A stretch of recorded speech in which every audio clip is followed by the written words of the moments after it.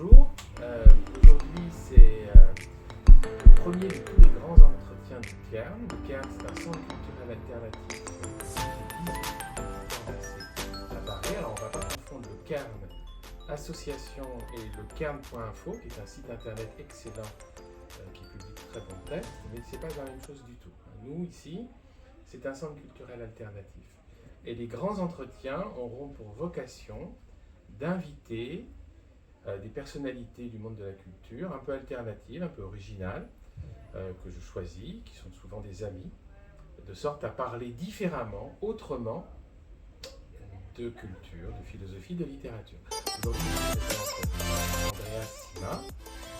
Andreas, est-ce que tu peux te présenter rapidement, Je suis un comédien, metteur en scène et professeur de théâtre d'origine autrichienne.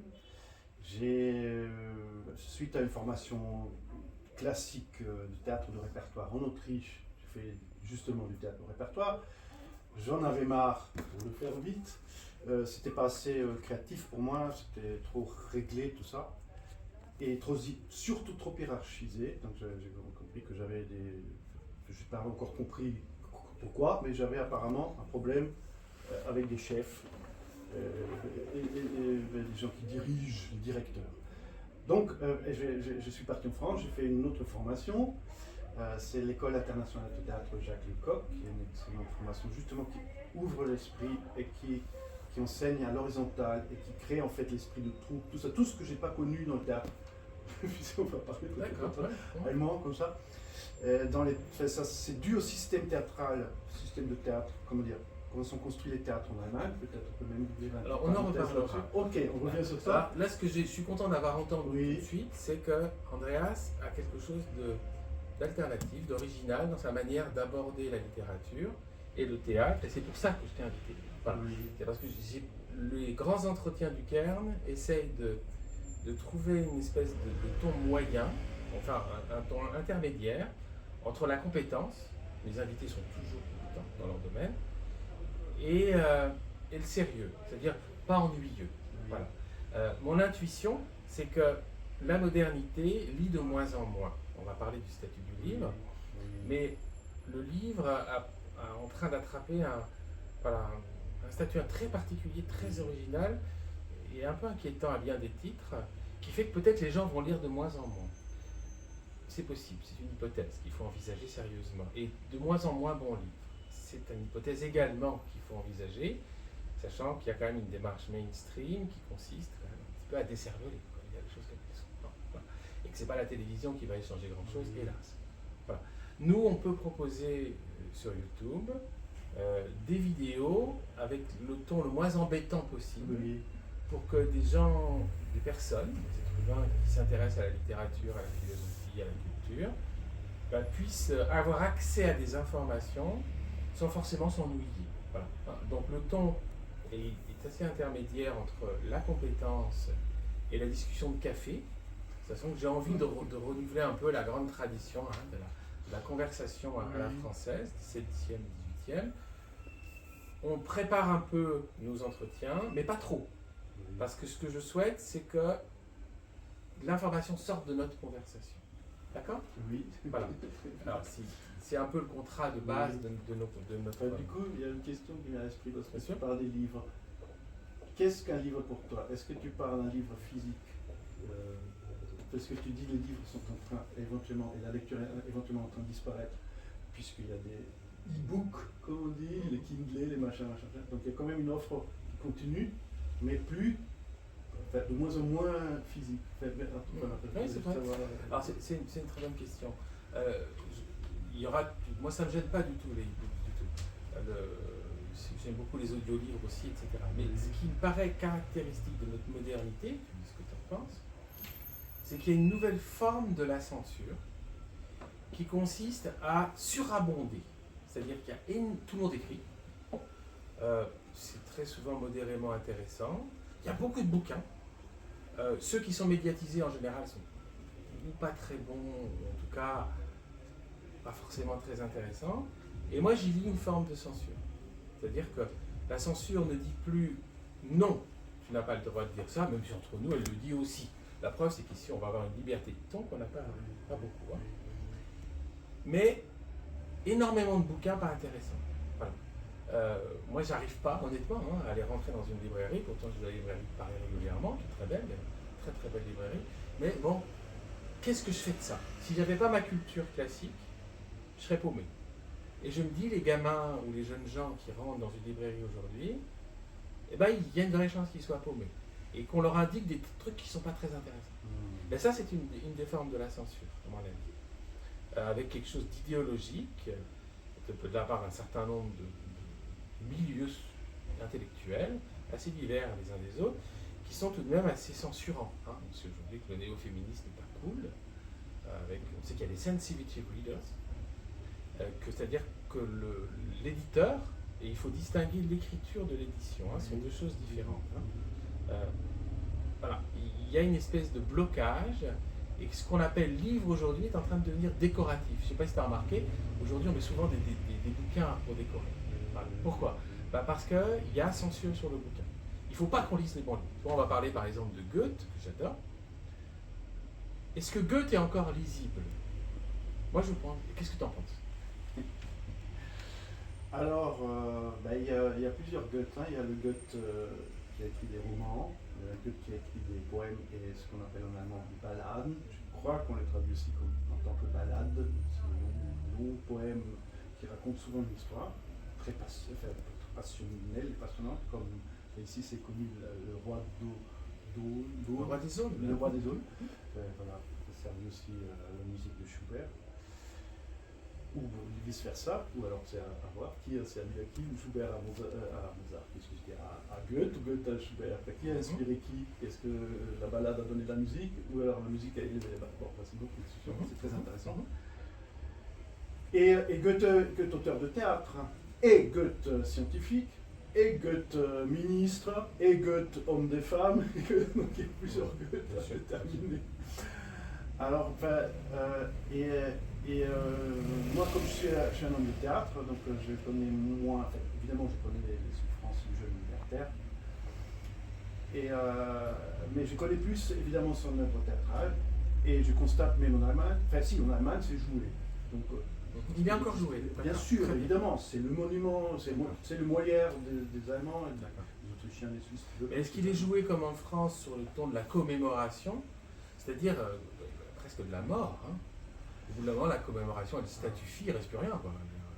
Alors, je reviens un peu sur Goethe, comment dire, comme moi je le perçois, c'est une montagne. Hein. Ah, c'est une statue, il s'est créé lui-même sa propre statue durant sa vie. Il s'est éternisé, on peut dire ça.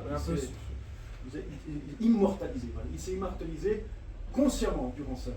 Il savait la place qu'il avait. Il savait l'influence qu'il avait, tout ça. Alors je me permets de t'interrompre une seconde pour la caméra, ce que j'appelle la caméra oreille. Hein. Oui. Parce qu'on n'est pas là pour pavaner, on est là pour parler littérature. Ce que j'aime beaucoup, et ce pourquoi j'ai envie de t'écouter et de te faire écouter, c'est que tu as un rapport extrêmement personnel à la littérature. Goethe, on peut penser comme un monument, mais ça a d'abord été quelqu'un. Oui. Et le tout début de ton livre, de ton texte, je ne sais pas si tu te souviens, tu l'avais mis au début, une citation, il dit, voilà, si on veut aller vers le poète, on va vers le monde du poète, si on veut aller vers le poème, à ce moment-là, c'est autre chose.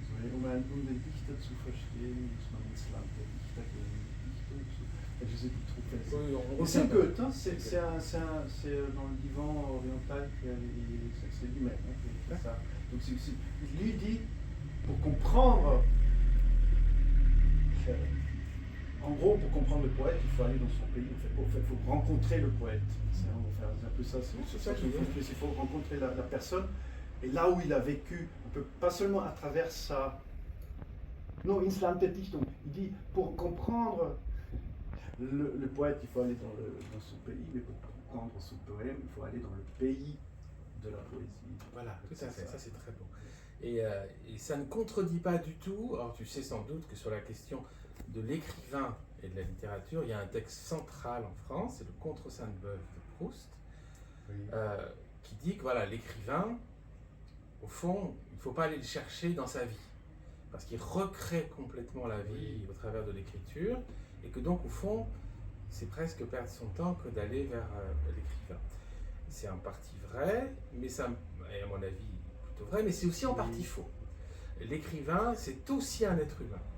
Et là, tu as Goethe, on va aller le chercher, Schiller, von Kleist, on va aller les chercher en tant que c'était d'abord des quelqu'un. Oui. Et dans ton travail, tu as essayé de chercher beaucoup de citations, Oui. et ça c'est précieux. Oui. Parce que je veux les sentir vivre. Tu vois, par exemple, j'ai une très jolie version des Passions du jeune Werther, fin 18e, du vivant de Goethe.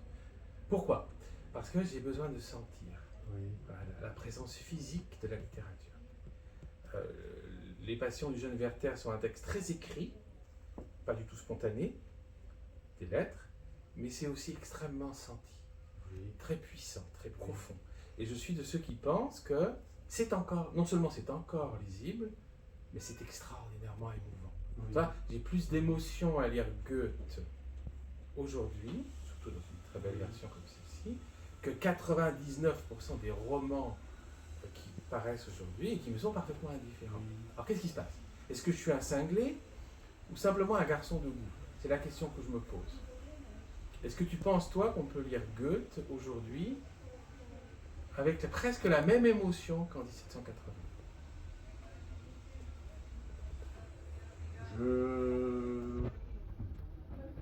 J'espère que oui. J'ai failli dire oui, mais il faut passer. Il y a un seuil. Hein, mais ça, c'est toujours par les grands textes, la littérature. Aujourd'hui, je pense, puisque tu parles au début, les livres sont en train de disparaître, c'est-à-dire c'est la capacité de lire. Ce n'est pas les livres qui sont en train de disparaître, c'est la capacité de percevoir et de lire, de vraiment lire. Qu'est-ce que ça veut dire de se laisser lire, en fait. C'est pas que tu lis un bouquin, c'est le bouquin lit presque toi, en fait. C'est une interaction. Et qui se passe dans le virtuel, c'est-à-dire dans ton imaginaire et dans l'imaginaire de l'écrivain ou du poète. C'est-à-dire qu'il y a une communion, qui est pareil en fait, dans le bon théâtre, que je veux dire, entre le lecteur et l'auteur. C'est-à-dire qu'il voilà, comme dit Goethe, il voyage, il part dans un autre pays, le pays de la poésie, ce qui n'est plus le monde réel, mais c'est quand même réel et perceptible, mais c'est lié à la vraie imagination. Ça veut dire que c'est le vrai virtuel, mais le virtuel qui est humain et qui est génétique, je dirais même, ça va jusqu'aux zones de cavernes, ça ira dans le futur habitant de la planète Mars. C'est-à-dire, on se met un peu dans le flot, on dit nos flux de l'histoire et de l'existence presque. Enfin, je ne sais pas, c'est comme si on mettait la tête dans... Et ce seuil-là, c'est-à-dire qu'aujourd'hui, à travers, comme tu dis, l'abondance, mais qui est surtout dans l'image, c'est-à-dire que c'est pas l'acoustique, c'est le visuel. Le visuel, c'est masculin, c'est agressif, ça pénètre, ça dérange, c'est dur, comment dire, ça s'impose.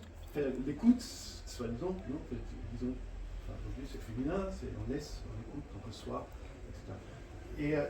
Donc je m'égare un peu, mais bon, mais c'est ce visuel on est bombardé aujourd'hui, surtout les jeunes, en plus ils s'autofilment, etc. Ça c'est toute une autre discussion, mais ils sont bombardés par des images, c'est-à-dire par un imaginaire préfabriqué, par quelqu'un d'autre. C'est-à-dire parce que tu dis quelle est l'idéologie derrière. C'est du viol, hein, c'est du viol. Oui. Ils sont violés. Mais ils sont dérangés surtout. Ils sont perturbés pour ne pas développer une réflexion. C'est-à-dire parce que la réflexion a besoin de silence, calme, de contemplation, comme disait des poètes qui se promènent dans la forêt, tout ça. Puis ils se laissent réfléchir. Là, on a des trucs, des images, tout ça, et des valeurs.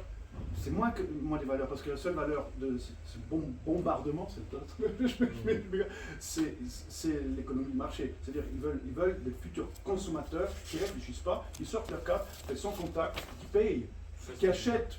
Et qui n'ont pas le temps de réfléchir, qu'est-ce qui m'intéresse vraiment, etc. Mais ça, si tu veux, Andreas, on l'a dit 1000 fois.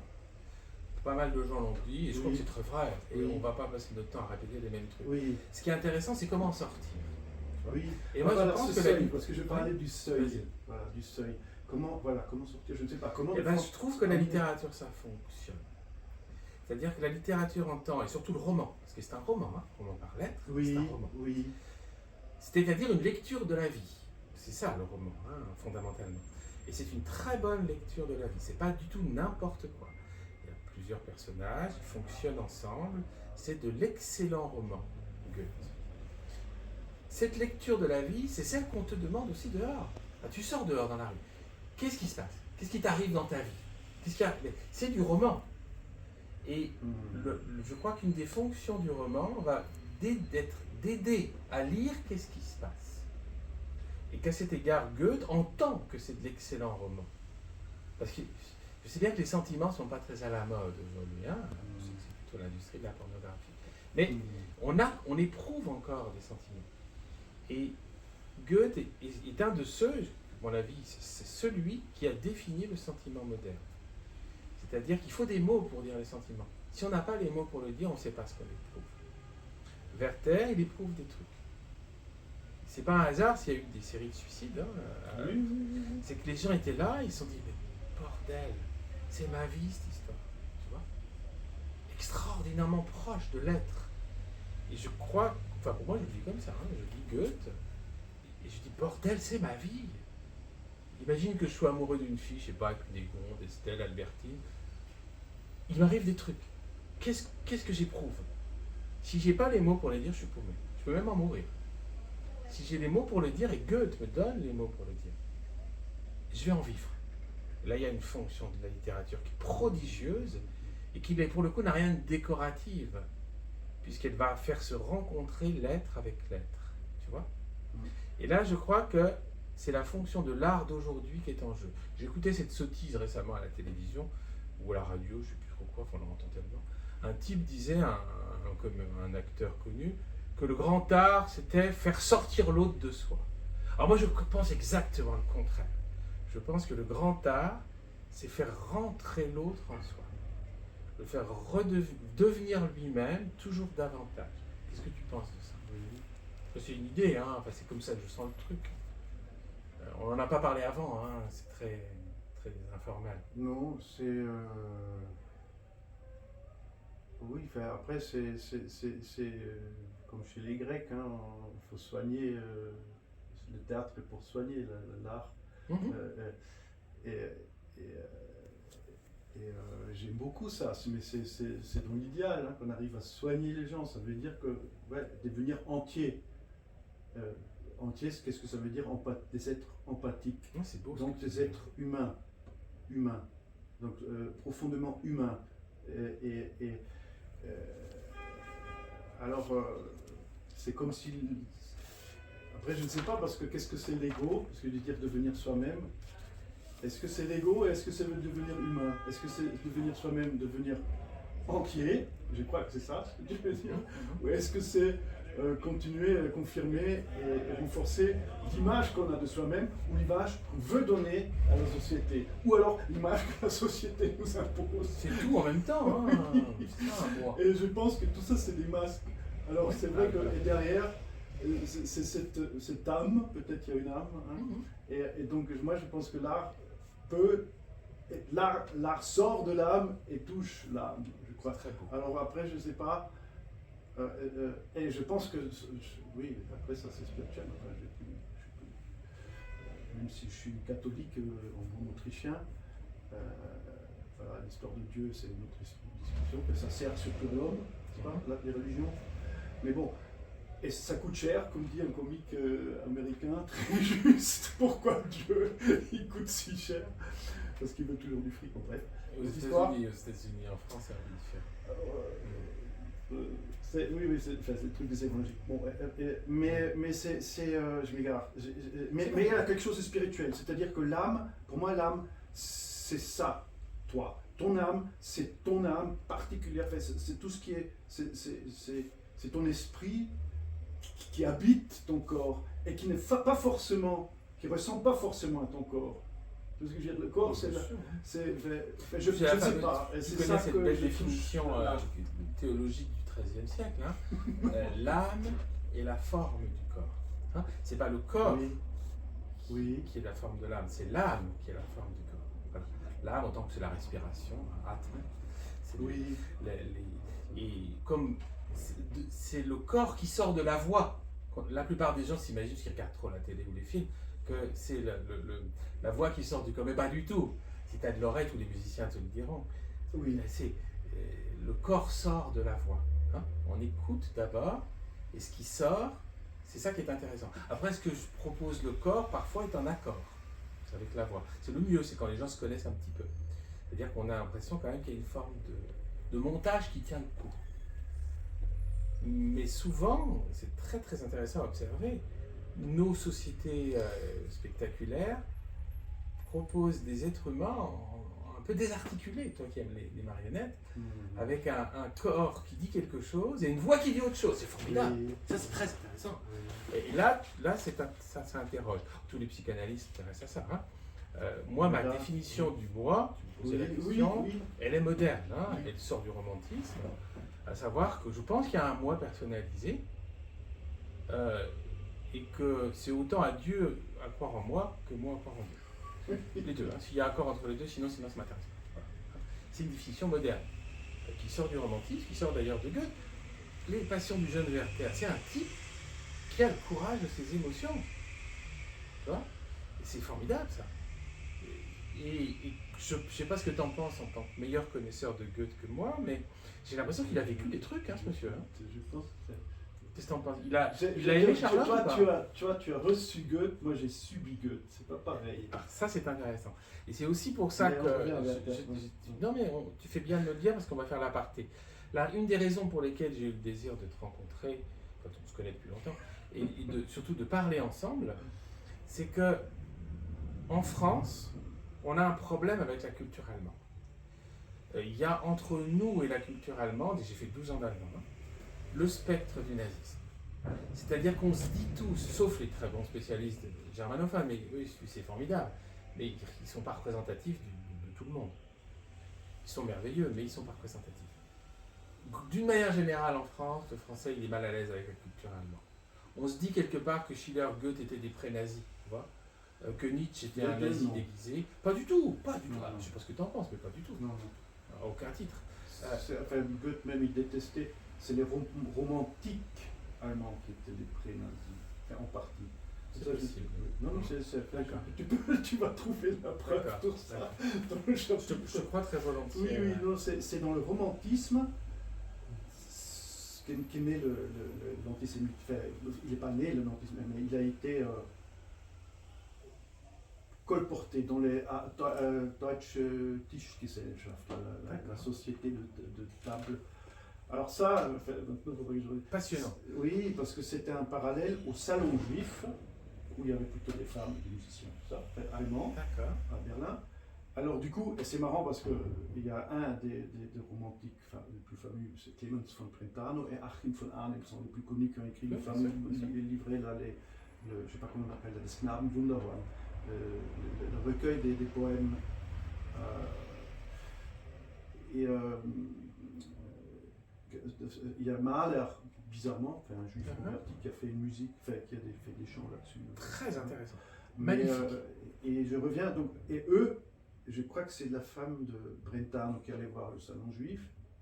Donc, et lui, il allait voir les mecs, enfin c'est plutôt une femme, il se rencontrait avec les mecs les plus puissants, plus importants de Berlin de cette époque-là, pour avoir des propos les plus antisémites. On ne peut plus antisémite.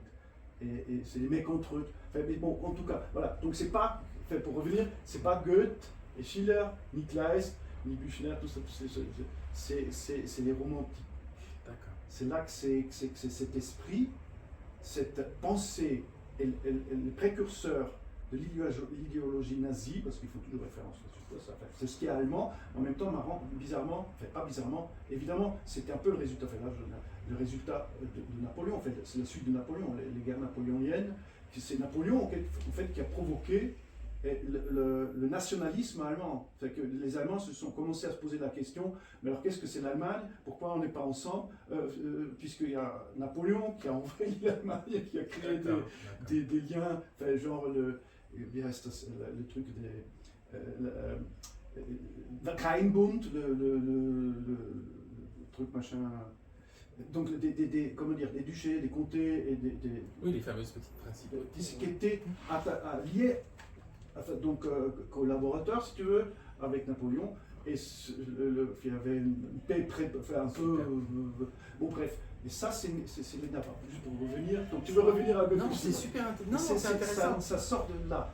Ça vient de là. Et Kleist, il était entre les deux. C'est-à-dire que lui, d'abord, il adorait la Révolution et la philosophie française et Rousseau, surtout. Et il est devenu un fervent franco. Comment dire? Le contraire, non, mais le contraire de francophile, c'est anti-francophone ou francophobe. Mais plus que ça. Ah ouais, d'accord. Il voulait même participer. Enfin bref, c'est toute une histoire. Mais là, c'est passionnant. À cause mais à cause de l'envahissement, à cause de l'agression de Napoléon. D'accord. Mais voilà, mais ça fait.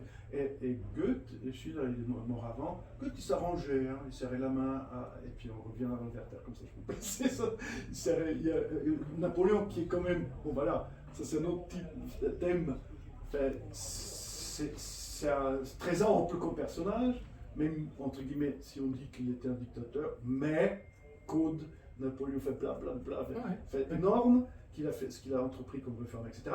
Et il s'intéressait beaucoup, et surtout aux artistes et à l'intellectuel de son époque, et aussi des pays qui envahissaient. Je pense qu'on peut presque s'imaginer que c'est la première chose qu'il faisait, une fois la guerre finie, les soldats se sont un peu calmés, ces soldats ils ont arrêté comment dire, d'aller dans les villages et faire leur truc. Une fois ça s'est un peu calmé, la première chose qu'il a fait, c'est rencontrer les intellectuels, les philosophes, et donc dont Goethe, avec le Werther, celui-là, est probablement exactement le livre que tu as là dans la main, probablement la même édition, dans la poche, parce qu'ils avaient lu Werther, comme plein de gens à l'époque, et ils posaient des questions à Goethe sur Werther. Pourquoi elle a écrit ceci, pourquoi elle a ceci, là. Et Goethe répondait à ça. Et il avait ce bouquin-là lors de son aventure là en Égypte. On peut très bien s'imaginer le soir, en train de pleurer sur le sort de Werther pendant que ces soldats cherchent à choper la sur son sort à lui aussi, la malaria, je sais pas, ils ont chopé le truc là-bas. Bien sûr, tout à fait. Alors là, tu vois, ce que j'aime beaucoup, c'est que avec ce que tu viens de dire, tu illustres parfaitement la raison pour laquelle j'ai souhaité m'entretenir avec toi et filmer nos entretiens. C'est qu'en tant qu'Autrichien de culture allemande parlant bien français, tu peux faire le pont entre nous, Français, qui désirons un peu connaître la culture allemande et la culture allemande. Et deuxièmement, tu en parles avec un ton qui me plaît beaucoup, qui est un ton de proximité. C'est-à-dire les écrivains, même les très grands, qui ont été monumentifiés, à mon avis, à tort, comme Goethe, mais il s'est automatisé. Oui. Il a, sur la fin de sa vie, il avait cette attention, c'était quand même quelque chose de très important. Oui, mais moi j'ai une immense estime pour Goethe, admiration et estime pour ses livres, et également sur ce que je devine de l'être humain, quelqu'un de très très très intéressant. Et tu en parles avec un ton qui est un ton de proximité, qui est à la fois extrêmement compétent parce que tu as lu les livres et autour, et en même temps une légèreté qui fait qu'on sort de cette espèce de pesanteur universitaire qui est franchement casse-couille. Et honnêtement, enfin sans méchanceté, j'ai une conférence universitaire, on se fait chier. Ils sont là derrière leur pupitre. On sent qu'ils ont autant le désir de pouvoir que le désir de littérature. Au bout du compte, ils font chier. Voilà. C'est un peu dommage pour eux, parce que ça fait qu'on... Et puis ils sont aussi, tu le sais, l'universitaire, il faut qu'on le dise, hein, il est dans une démarche d'arrivisme personnel. Il faut qu'il accède à des postes. Nous, on s'en fout, je m'en bats les couilles. J'ai un arrivisme particulier, j'ai envie de parler littérature. Eux, ils sont là, il faut qu'ils aient le poste au-dessus, et puis il y a des gens qui disent pas ce qu'ils veulent. Et pourtant, j'ai beaucoup d'amis universitaires qui je trouve formidables, ils sont des gens super intelligents, et très cultivés. Simplement, ils n'ont pas cette espèce de liberté de ton, parfois un peu caricaturelle, qu'on peut avoir ici, parce qu'au fond, ce que je dis, ce que tu dis, voilà, ça me regarde un peu quelque part. Et puis ceux qui ont la gentillesse, le désir de nous écouter. Le problème des universités, c'est la structure. C'est toujours le problème, c'est souvent le problème de structure. La structure elle-même, est-ce qu'elle transporte? Est-ce qu'elle est censée transporter? malgré ce que tu dis des universités, elles transportent quand même, enfin, il y a un accès qu'elle permet. Enfin, après, il peut être élitiste, et ça c'est l'histoire politique, ou alors tu as les sous, tu peux aller dans une bonne université, tu n'as pas les sous. Donc tu as accès pour accéder aux sources, mais elle permet quand même, c'est-à-dire à travers cette structure qu'il faut là aussi subir. Mais il y a quand même quelque chose derrière qui est transporté. Voilà, mais c'est vrai que c'est. Après, c'est comme les religions, hein. Il y a le message, il y a ceux qui croient ou être le représentant de ce savoir. Voilà. Oui, c'est le propriétaire oui, de Dieu. donc du coup, ils savent plus. Voilà. Et moi, je dis toujours à mes élèves dans le théâtre, je veux dire, même en tant que professeur ou autre, je dis, méfie-toi de la personne qui dit je sais. Va avec la personne qui dit je ne sais pas.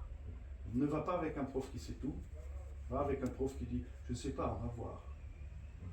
Alors, le proximité religion-université, c'est depuis toujours, hein, en France, le quartier latin. Hein.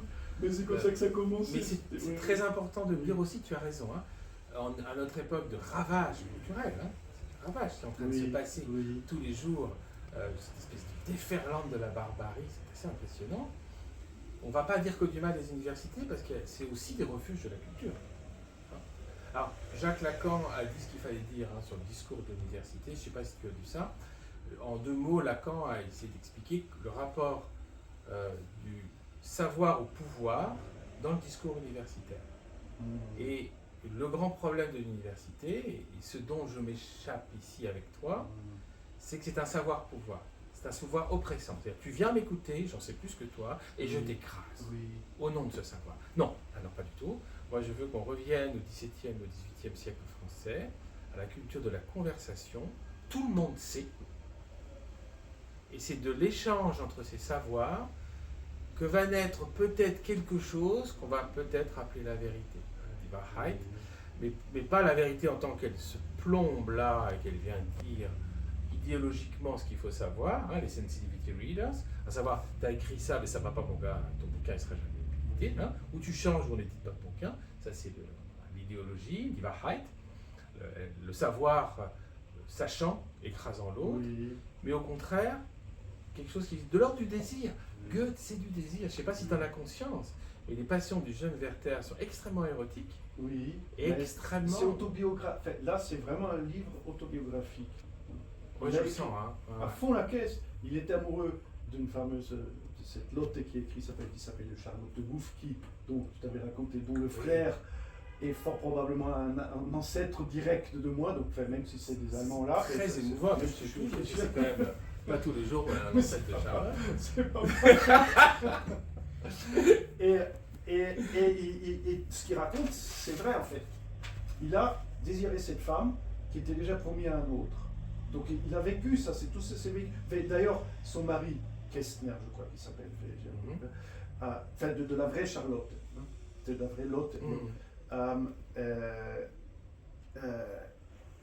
il n'était pas très content du roman. C'est un peu comme aujourd'hui, il dit, mais écoute, là vous révélez des trucs sur nous, notre vie, là, puis le monde entier, l'Europe entière qui est en train de dire, voir que moi je suis le mec le plus le cocu de l'Europe, entre guillemets, c'est pas vraiment cocu parce qu'ils ont échangé juste un baiser.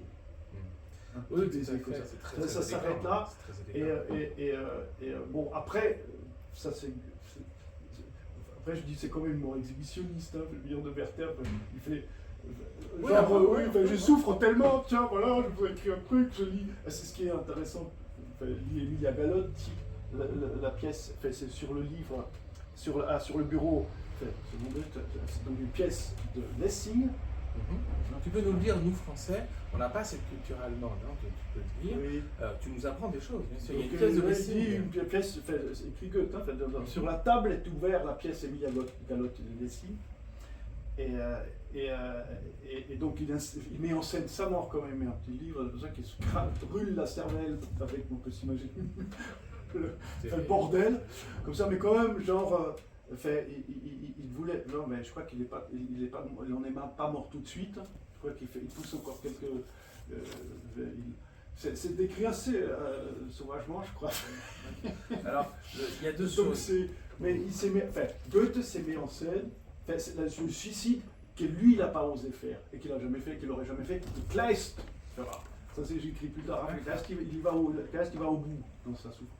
Mais Goethe, enfin, il en fait, mais je pense qu'il a vraiment il a pensé, je pense qu'il a vraiment souffert. Enfin, il était tout jeune, amoureux, et ça ne marchait pas. Et je pense que, mais c'est avec à travers cette écriture, il s'est soigné. Parce qu'il revient. Il s'est soigné, mais aussi il a aimé. C'est-à-dire, Ah oui, c'est un oui, amour oui. réussi. Mais lui, c'est Ah, il a- amoureux on continue. Oui. Enfin, lui, une fois qu'il a écrit le livre, l'autre ne l'intéresse plus tellement. Hein.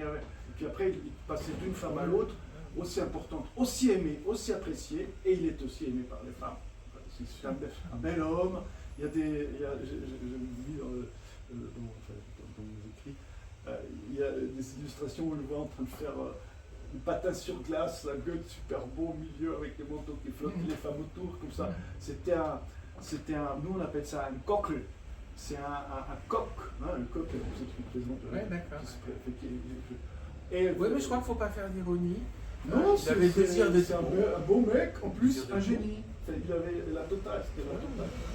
Magnifique parce qu'il était brillant. C'est un brillant. Alors, en tout cas, c'est très bien ce que j'entends, je suis très content. Parce que, bon, on va arrêter là notre vidéo pour aujourd'hui. Mais le ton est bon.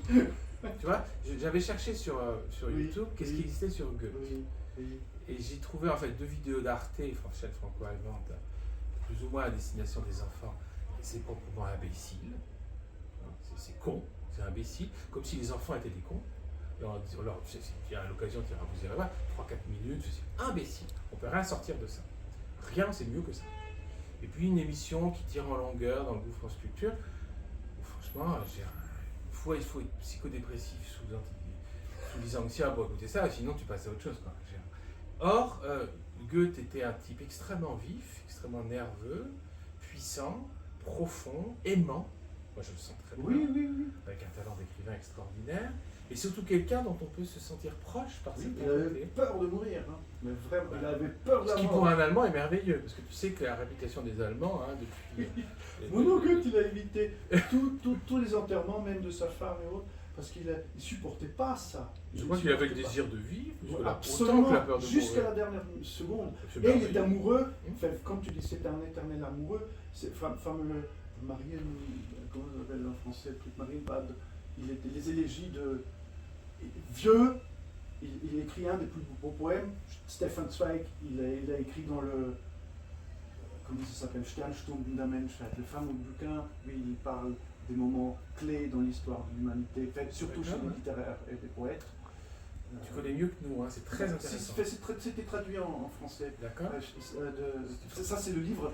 Zweig était l'auteur, c'est l'autre chapitre, le plus traduit allemand d'entre-deux guerres. Là, on revient. Mais lui, donc il écrit aussi, et merveilleusement bien, le moment où Goethe tombe amoureux, le vieux Goethe, d'une jeune fille. C'est beau, ouais. Et il croit vraiment, enfin il espère, et ça, évidemment ça ne marche pas. Et donc il en sort encore un poème, c'est les élégies, je crois que c'est ça, de Francis Marie, c'est pas possible, ça s'appelle comme ça. Aujourd'hui impossible, hein, un vieux qui tombe amoureux d'une jeune, attention, hein, interdit, hein. Vieux con, vieux salaud, porc, etc. Hein. Ça dépend, parce que si tu transposes, tu peux... En tout cas, moi je trouve ça très beau, oui. comme toi. Et ce que je voudrais dire, si tu le permets, oui. C'est que je pense que Goethe, tu dis ce que tu en penses, hein, je pense que Goethe a été profondément amoureux de Charlotte, que c'est un amour très réussi, grâce au livre, au simulacre du livre qui lui a permis de tenir le coup d'une souffrance terrible. Plus difficile à dire, je pense que Charlotte a été très amoureuse de Goethe, mais que si on avait demandé à Charlotte si elle avait été amoureuse de Goethe, eh ben, je suis à peu près sûr qu'elle aurait dit non.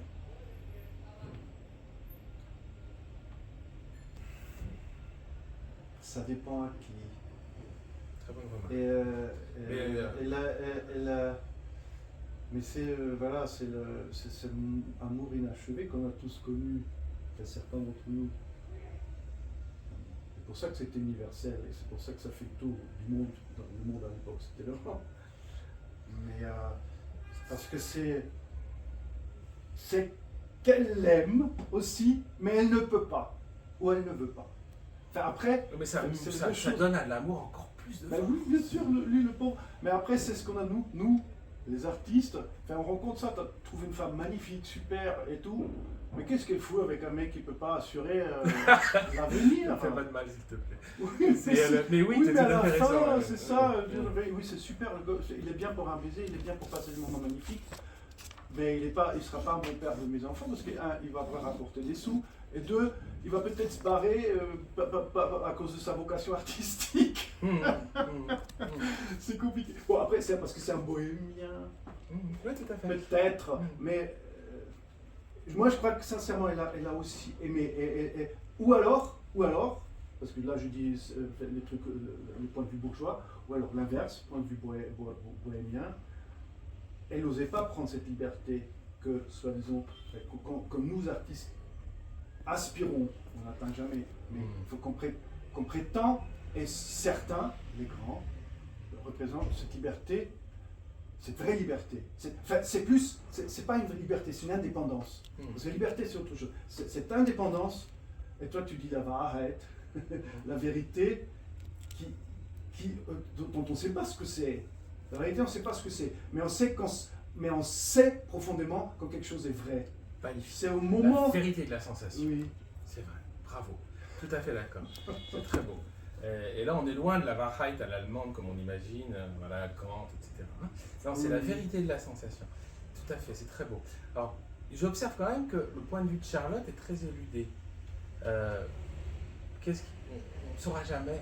Moi, je pense qu'elle l'a aimé intensément et très profondément. Mais que le point de vue bourgeois a pris le dessus. Après, elle s'occupait aussi des gosses, fait la vraie Charlotte ou dans le livre, je commence à confondre. Elle était, je crois que la mère était morte, elle devait s'occuper de ses sœurs. Oui, tout à fait, ouais. Donc elle avait aussi une responsabilité de la grande sœur, genre. Oui, bien sûr. Voilà. Oui, c'est pas simple de toute manière, on a pas dit que c'était simple. Hein. Mais il y a passion, à mon avis. Hein, et je pense pas qu'il peut y avoir passion d'un seul côté. Après, je dis méchamment, moi je suis sûr, c'est-à-dire, après, si, on a le droit de tout dire. Est-ce que pour les femmes, elles aiment bien aussi avoir des jouets, genre c'était un bon jouet au moment, il l'amusait et il le faisait passer le temps, il faisait oublier sa condition, et évidemment, c'était un flirt, on peut dire, mais peut-être pour elle, j'espère pas, moi je pense que c'était de l'amour aussi.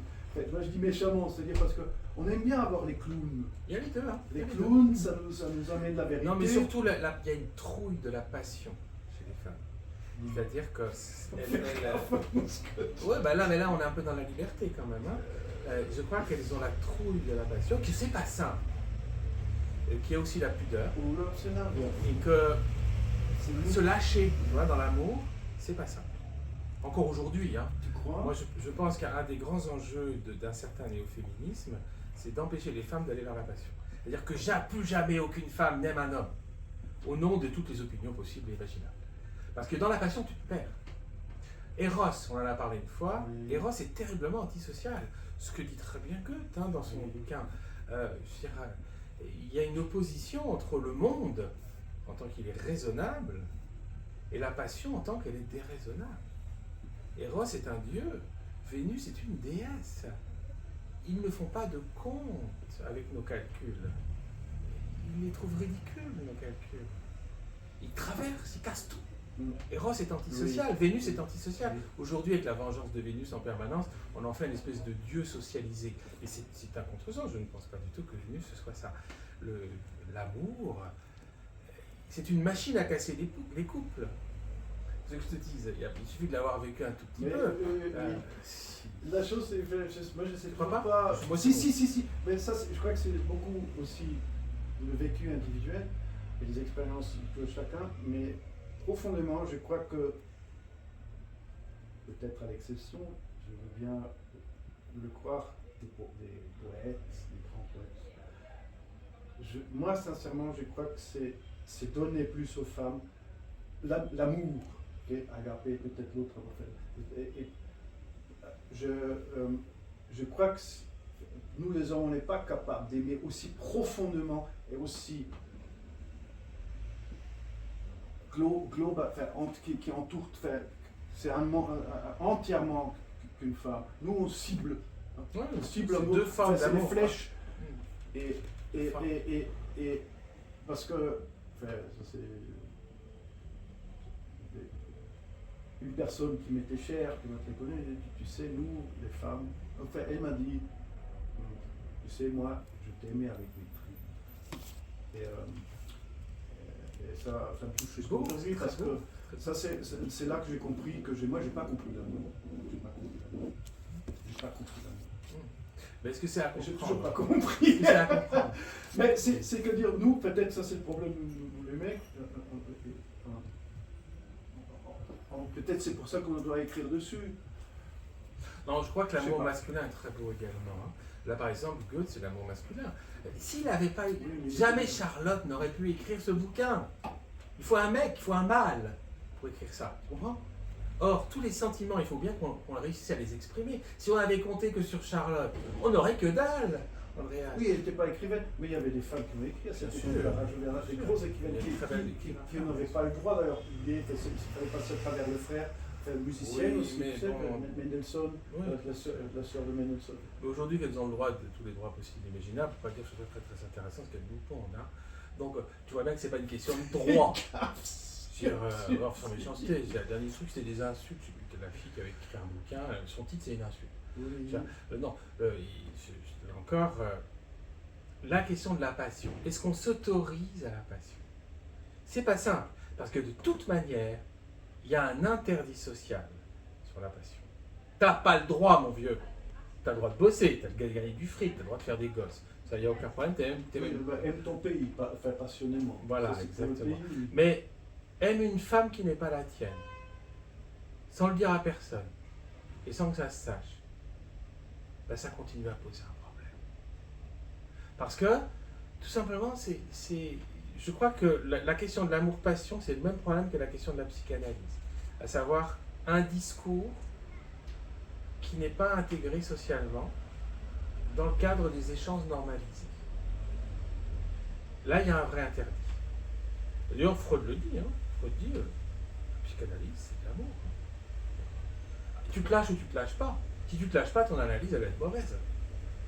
Tu vas même blatter pendant des années. Les gens se plaignent que leurs psychanalyses ne sont pas bonnes. Il pourrait peut-être se poser la question de savoir s'ils ont fait le nécessaire pour qu'elles soient bonnes. Tu vois? Parce qu'il y a un lâcher-prise de la passion. Alors là, ce sont des expériences très personnelles. Les filles, c'est vrai, hein, les femmes sont peut-être plus capables que nous d'un certain lâcher-prise pour des raisons mystérieuses. Mais pas toutes, hein.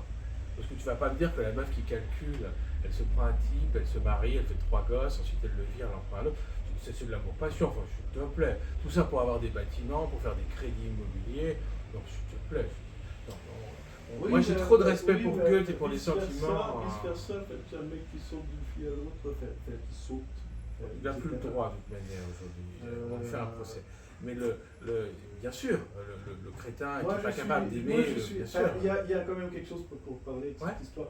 Je pense que l'égalité, c'est pas moi qui dis, j'ai mis du temps à comprendre, l'égalité femme-homme est acquise le jour où une femme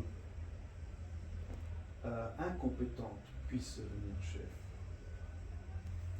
Qu'est-ce que ça veut dire? C'est que en tant qu'homme, tu peux être chef et incompétent, en tant que femme, pour avoir un poste, c'est toujours ça, c'est en train de changer. Et je pense que certaines critiques, je pense qu'il y a des non, mais je ris, hein. Elles se battent pour quelque chose que moi je trouve essentiel et nécessaire, justement pour l'amour et la déconstruction de ce société. On peut déjà parler du début aussi de ça, c'est une vraie égalité.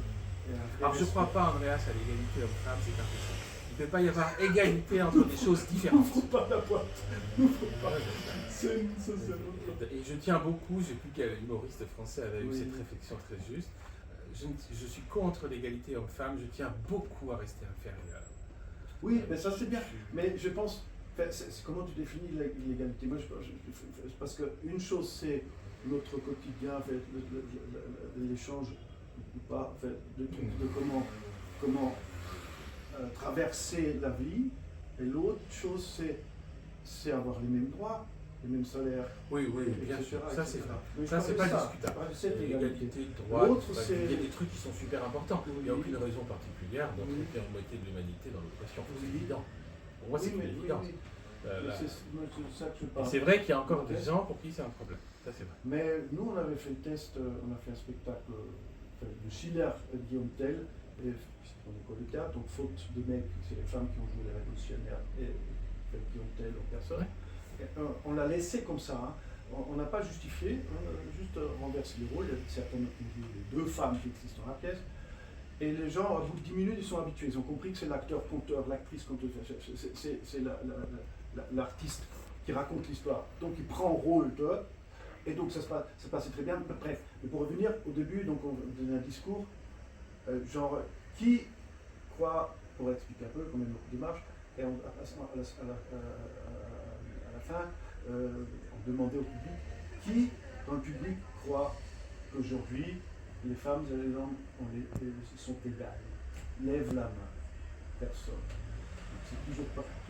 Même si tu poses la question, si les gens sont vraiment honnêtes, ben, donc, mais je parle de la place de la société, la place que l'accorde nos sociétés. Là, parce qu'après, c'est trop vaste, là, parce que là, on entre dans le monde judéo-chrétien. Enfin, après, on parle parce que tu vois ce que je veux dire, la femme en Israël, la femme, je sais pas, en Arabie Saoudite, la femme en Chine. Tu vois ce que je veux dire, du coup, ça devient un truc. Donc, en tout cas, on a fait la preuve, tous les deux, puisqu'on va s'arrêter de là, c'est aujourd'hui, qu'on peut parler de Goethe de manière extrêmement vivante et en rapport immédiat avec notre espace social. Aujourd'hui, bon, en pleine période d'envahissement féminin, fécondation in vitro, bandu, etc., hein, une autre manière de fabriquer les enfants, c'est-à-dire un contexte totalement différent de celui de Goethe. Oui. Et bien, l'amour, le sentiment, la passion, c'est encore quelque chose dont on peut parler, qui peut toucher. Tu vois ?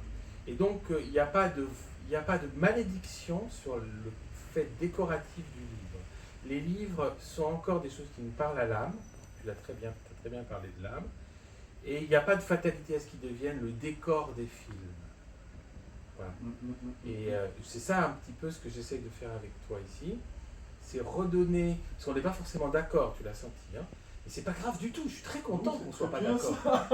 Hein, c'est chouette. Ben ça s'appelle un débat. Bah ouais. Un débat, c'est un échange, on n'est pas d'accord sur tout. Enfin, après, je ne sais pas. Chacun reste sur ses positions.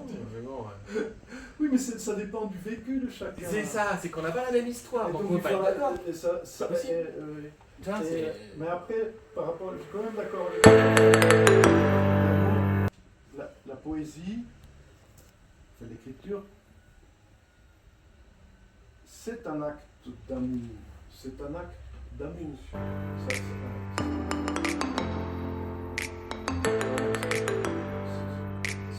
pas qu'on peut pas on ne pourrait pas le définir autrement. C'est l'écriture. Ben, pour certains, c'est un acte de survie.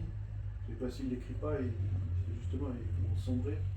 Mais je pense qu'un poète qui reçoit un poème, c'est parce qu'il est amoureux d'eux, ou amoureux tout court, ou amoureux, les autres, mais il ne peut pas être, ou alors d'amour blessé, mais c'est toujours un acte d'amour.